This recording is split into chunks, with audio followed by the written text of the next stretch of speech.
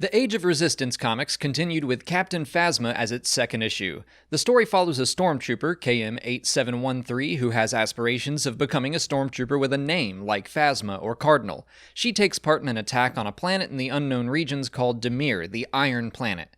The First Order needs to take a base there, but they run into trouble when they lose an ATST. The First Order ATST is a vehicle that hasn't popped up a whole lot so far. I think this is only its second appearance after Battlefront 2. Phasma reprimands KM-8713 for attempting to help her wounded friend and goes so far as to throw that stormtrooper onto a thermal detonator to save her life. That definitely fits what we've seen of her character in the Phasma novel and comic, and this Age of Resistance story seems to be all about how the captain's attitude affects the normal stormtroopers of the First Order. In a scene where she is kind of relaxing with her helmet off, she tells KM-8713 that if she wants to have a name in the First Order, she can't bother worrying about the Fallen. If she wants to succeed, she must first survive. Calculated sacrifices must be made. Phasma promotes KM-8713 to an officer's rank to lead the attack on Demir the following day, but the whole charge is just a ruse to bring out their enemies so TIE fighters could come in and lay waste to everything, including their own troopers. KM-8713 begs Phasma to stop, and when she won't, KM draws her blaster on her captain. Phasma openly admits to using her troops as cannon fodder before killing KM-8713 and walking away.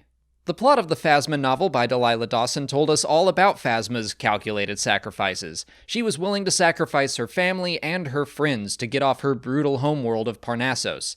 Then she was happy to kill anyone who witnessed what she was willing to do to achieve her goals. When she lowered the shields on Starkiller Base, it was to save her own skin, and then the Phasma comic went on to show us the insane lengths that she went through to make sure one First Order officer who knew about it was killed, and then she killed the TIE fighter pilot that helped her. Age of Resistance is showing us that Phasma's violent instincts go beyond mere survival. She is willing to kill or allow people to die for any goal she has. The whole situation reminded me of Star Wars Rebels Season 2 when Yoda tells Ezra that winning isn't as important as how you win.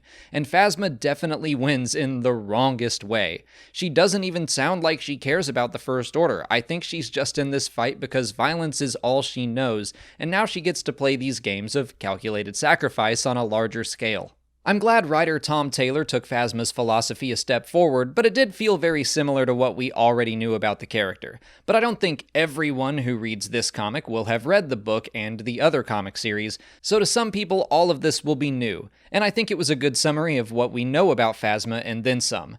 Between this and the Finn issue so far, I liked Phasma a lot more, but let me know what you thought of the issue in the comments. If you haven't already, please like this video, subscribe to the channel, follow us on Twitter, Instagram, and Facebook, and consider checking out our Patreon page.